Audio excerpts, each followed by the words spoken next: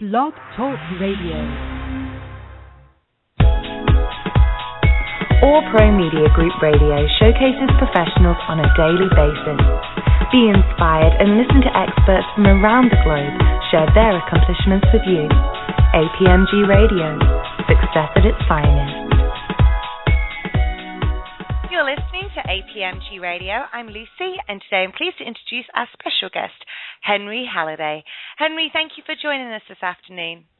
Oh, it's my pleasure to work with you. So, Henry, for listeners who may have missed our past show, remind us again what we discussed. Well, we've been talking about technology, and technology on many fronts, certainly with respect to our personal security, personal safety, and other things that influence us in our everyday life. And now we want to try and look ahead to other types of technology. Sounds good. So what are we going to be discussing on today's show? Well, at first I want to touch a little bit on material technology, and I'll explain that a little bit more, and then start to get into the medical technology area. So tell us a little bit about the material technology. Okay, that's become a very important issue that's influencing a lot of lives, particularly because in materials, there's been a big advancement in trying to manipulate materials at a molecular and atomic level. What do I mean by that? Well, it's called nanotechnology, where we are down at a level that you can only really see under very high-powered or specialized microscopes, and manipulate the atoms so that they align their way in a direction which is not necessarily something that you see in nature. In particular, what's called carbon nanotubes. These have gotten everybody's attention in the fact that there are new electrical and mechanical properties. When I take what would be normal carbon atoms, we're all familiar with charcoal and coal as being a basically carbon structure, but we're also aware of diamonds. Diamonds are carbon that's been heated to a very high temperature and then cooled in a way that causes them to become transparent and very strong. So these materials now, they've been looking at taking carbon and aligning the atoms in different directions to provide not only a strong material, but something that has electrical properties too. These are so new that they're looking for the use of these in many different areas, whether they can use a stronger material that they could use in cars, military aircraft. Also, they can be transparent so that you can create things like glass that is stronger than steel. An example of that's already on the market called Gorilla Glass, that is sort of looking to the Star Trek, if you remember one of the Star Treks where they're trying to trap whales, and he was called transparent steel that he was able to fabricate. Well, it looks like we may have already found a way to try and do that.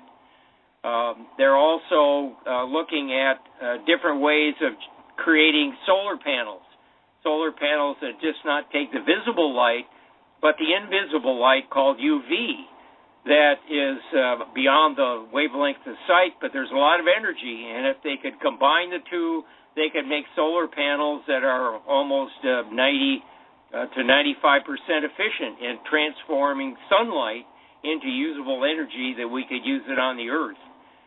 I think maybe some people have already seen that manipulating things at a microscopic level, they now also have come up with ways of coating window glass so that they essentially shed dirt, and thus hopefully we won't have to do our normal window cleaning. These are things that are taking place, and every day there's a lot of concern over the carbon nanotubes, in that a lot of their properties are similar to asbestos. They're so small that the body doesn't know how to react to them. If they accumulate in the lungs, that may be an issue. So not all of good advancements in technology are risk-free, and we're still trying to understand that now. I think another area that materials are being pursued at an atomic level is in genetic modifications.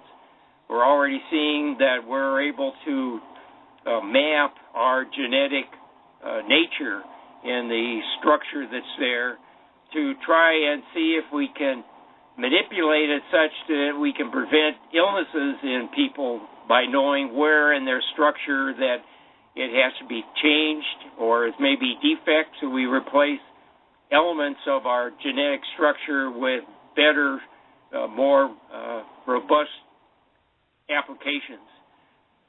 We also now are looking at the use of materials to create a printed structure using 3D printing, where they can create a structure as a mold, and then on top of that put biological material to be able to grow not only just say limbs, but eventually that may be true, but artificial ears is one of the current areas that this manipulating at a biological area can help people who have deformities at either result of birth or as a result of injuries, either in combat or in serious accidents in cars.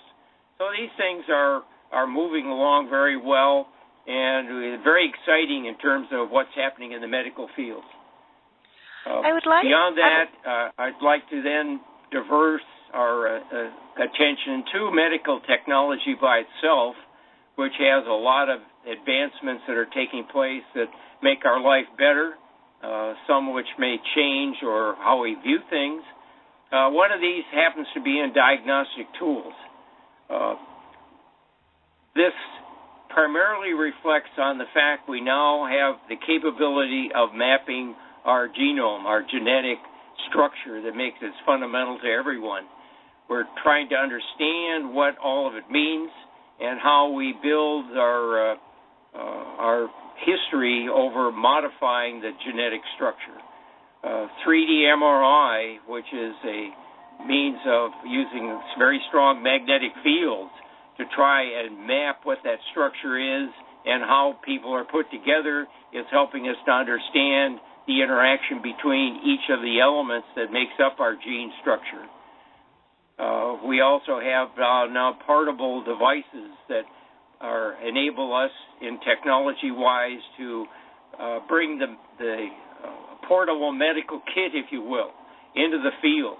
Again, if you think of Star Trek, where they had a tricorder that could look at a person to determine his health, we're now getting close to doing that by having portable imaging devices, both ultrasonic, where we can try to understand is the baby progressing in the right way, to even allowing something like portable x-rays, so that if people whether it's the battlefield or in a remote location or in the jungle where people need better medical attention, we can take technology with us, using satellites to communicate the information back to hospitals where competent doctors are standing by.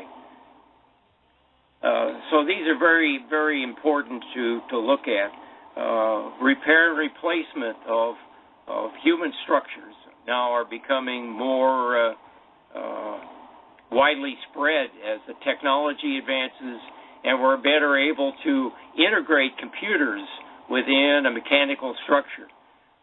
We've now seen some television programs that are sort of bringing us to the advance that may be possible in the synthesizing of human limbs, of complementing human minds, and the relative risks that are there too, in terms of if we don't watch how that we may have trouble taking care of that.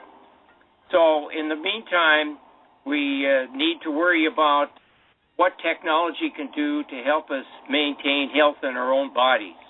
And that involves exercise and understanding whether our body is responding to exercise, to the right diet, and keeping track of not only in the home, but also using our smartphones to help us monitor our health.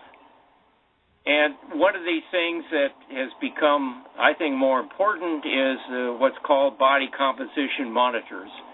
That tells us a better status on how we're doing with respect to our own health. And I'm going to talk a little bit about the process of doing this and the interaction between what we have weight and exercise and getting a better handle on whether our life is improving from a health standpoint. It becomes very important for us to take advantage of technology to help us do this because sometimes it's not easy. And if we can think of some fun or a better way of tracking it, it should help us maintain a better health. Excellent. Well, let's take a break now because I want to talk more about some of your own experience that has come up with regards to medical technology. I'm Lucy, and my guest today is Henry Halliday. We'll be back straight after the commercial break. Hey, Kate, how's things with the new business? Oh, hey, John. Thanks for asking. It's going really well. Hang on a minute. I just got to retweet something a new client just said. You know, I just don't understand how you have so many followers, not to mention the likes on your Facebook page. And I can't even get over the hits on my website, too. You know, everything's going great, but I'll tell you something, John. I'm not doing it alone. You want to know the answer? Of course I do. I want a successful business like yours. All Pro Media Group. Huh? It's a full-service marketing and PR company that assists businesses of all sizes. Basically, what they do is transform your business into a brand through their marketing and network connections. John, imagine having a personal campaign designed just for you and then being able to reach hundreds of thousands of potential clients and business professionals worldwide. Just go to allpromediagroup.com for more information, and you could be reaching the next level of success too. Kate, you're the best. No, I'm not. All Pro Media Group is. ATS Computers. They're a full-service technology company open since 1994, servicing commercial and residential clients. They strive on their reputation with the community. Their website is www.atscomptech.com, and their number is 631-474-4674. Where can you buy unique and beautiful gifts that will be remembered forever? What can you buy the friend who has everything? Well, it's simple, and it's only a click away. Just go to rageandeden.co.uk for a selection of worldwide Gothic and fantasy art from world-leading artists. Choose from the exquisite figurines, chic jewelry, amazing prints, or even one of the trendy t-shirts that are bound to make a statement wherever you go, even if it is just to the local supermarket. Visit rageandeden.co.uk. Every garden has a corner in the shade. 855-451-MOVE.com. Their name is their number, 855-451-MOVE. They are a full-service local and long-distance moving company based out of Suffolk County, New York. Their number is their name. They hold an A+ with the BBB and have been open for over 5 years. Their website is www.855-451-MOVE.com. You're listening to APMG Radio with my special guest, Henry Halliday. So, Henry, I understand that you've had some personal experience with current medical technology. So tell us a little bit about that. Okay, well, maybe I'll start by telling a little story.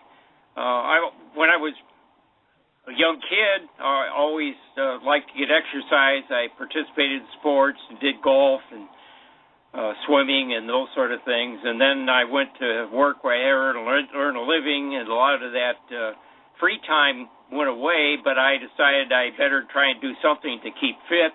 So I jogged, and typically jogged at least 2 or 3 times a week, trying to make sure that I had some stamina to put up with all the hassle that goes together with having a job.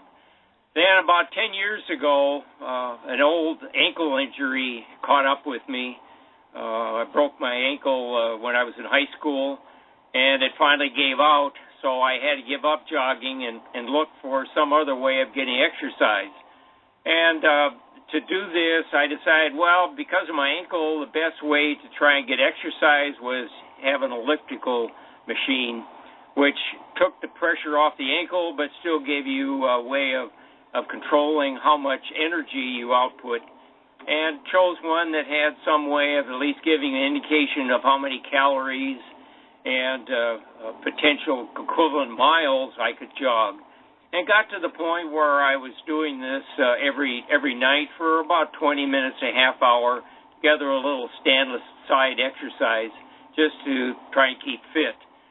Well, what I was interested at that point in time is, other than weight, and this interesting, the machine could tell me how many calories I burnt, what other kinds of physical parameters could I tell on how I was doing in terms of my body content. And that became maybe more important as I became a senior citizen, to try and see where I stood with respect to what the rest of the world thought. And to do this, I investigated over the internet what was being done, and came across that the fact that the body, there's a way of measuring your body composition in terms of the bone mass, muscle mass, fat, water, etc., to come up with a set of parameters which are a measure of your body composition. To try to measure these parameters, one way is to immerse yourself in a tub of water and determine from the displacement. The other is to use an electrical process where they sort of measure your body's resistance, and from that they can compute the parameters that a person should have, and compare those based on your age and other physical parameters like your height and weight, where you stand with respect to body composition. What I did then is I found a manufacturer that made a scale that would measure these parameters, and thus give me a pretty good idea of how was I doing, whether it's just weight loss, but where I stood with respect to the rest of the physical things that we're interested in our body, as I said, such as how much is of your body in percentage it goes to bone, to muscle, and to fat, so that you get a measure of where you are with respect to what they expect the norm to be, and also where you stand with respect to the age that you are and what you really want to concentrate on. This is one step in the technology. What I've come up with recently is that the ability of these measurement devices, which entailed manually logging the information, have now become attached to the internet through our smart devices, whether this is a phone or whether it's a pad, that they can communicate their parameters and thus almost instantaneously provide you a graphical output of all these parameters and how they compare with each other, so that you can then see a history in time of how your weight is doing, but also how about the rest of the parameters? Are there things that you want to concentrate more on body mass, muscle mass, or fat content? So it helps you steer your diet a little bit better, and they can tie this actually into a plan where you can then set a goal on how much you want to lose and how many calories you're intaking, and so we end up with a good way of making measurements on our status. And this is not only important to people that are seniors who still need to maintain some exercise and to keep up their physical and mental abilities, but also people of all ages, so that you have some idea on what your status is. And technology helps us do this by giving not only a measure of the body, but also as you exercise, how well you're doing, and setting steps on trying to get an improvement or just maintain yourself. There's another device that technology has brought on as a result of some of the phone technology, is to have a activity monitor. This is a wristband that you put on your wrist or your arm that tells you as you go through the day how far have you gone, how many calories are you using up as you're moving around, and it also keeps track of how well are you sleeping at night. This is interesting in the fact that this technology uses some of the miniaturization of accelerometers, is what they're called, that measure how quickly you change your position or how quickly the sensor changes the position. And people have gone to the ability to be able to interpolate this into how far have you gone, or are you moving around rapidly or not. And this is where it comes into the sleep aspects of technology, in that we know that a good level of sleep is important, not just how much time we lay in bed, so that it helps tell you, are you getting up too much? Are you spending too much time rolling around in your bed so that you're not getting good hours of sleep? And this is another aspect of our total health that I think is important to keep track of, so that we don't overdwell on any one thing, but try to be well-rounded from a health standpoint. And let me ask you, sorry, Henry. No, go ahead. I was just going to say, I mean, it seems as though that there is so much taking place now when it comes to the medical world and how it can actually help us and by incorporating technology. What do you see taking place in the future? Well, I think we're going to extend a lot of these measurements and techniques so that our doctor, in a case where we're having some issues, can directly link into some of the results we get at home, tie all our different means of being monitored, whether it's in the hospital, the doctor's office, or in our home, so that we get a good picture overall of how our life is and what could be done to improve it.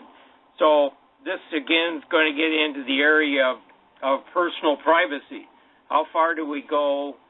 And I don't have an answer for it. I don't think anybody does yet. But I think we're seeing that with more communication and with more of the electronics and the ability from the technology to provide us additional information, what are we going to do with it?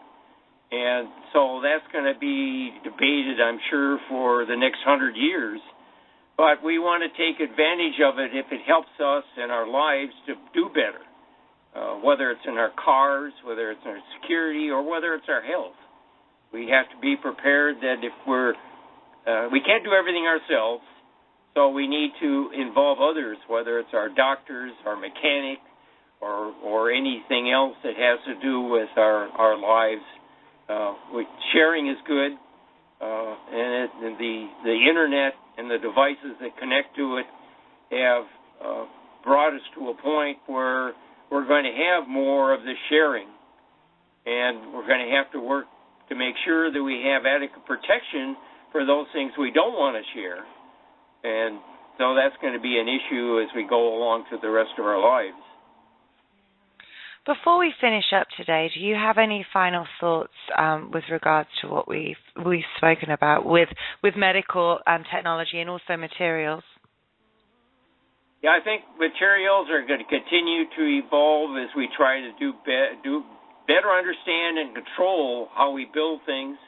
I think the natural environment that we're worried about in terms of polluting and changing and how we affect global warming is going to be an impact. Technology has to help us to control some of the ways that we think are damaging that environment. And I think the people on the East Coast, as a result of some of this dramatic snow and cold, probably going to appreciate it more than someone else, other than we have now extreme in California, and technology is going to have to help us there, whether it's better generation of electricity or whether it's better utilization of the materials we have, and how we help with technology in the medical field. We'll need to keep watching all these and be ready to embrace it and take small steps at a time if you want to be part of it. What can we expect to speak about on our next show on the 18th? Well, I'd like to talk a little bit more about medical technology and medicines and where we're going, and then also get ready to talk about some of the areas of business and industry in terms of what technology is doing there. Excellent. Well, it's always great having you on the show. How can people find out more about you and also contact you with any questions? They can certainly go to, they can email me at henryhalliday@earthlink.net, or they can go to my website where the email address is henryhalliday.com. Excellent. Well, thank you so much, Henry. Great having you on this afternoon. It's been my pleasure. Thank you, Lucy. You've been listening to APMG Radio with my special guest, Henry Halliday. This show and many others can be found at allpromediagroup.com. Thank you all for joining us today. You've been listening to APMG Radio. All Pro Media Group Radio showcases professionals on a daily basis. Be inspired and listen to experts from around the globe share their accomplishments with you. APMG Radio, success at its finest.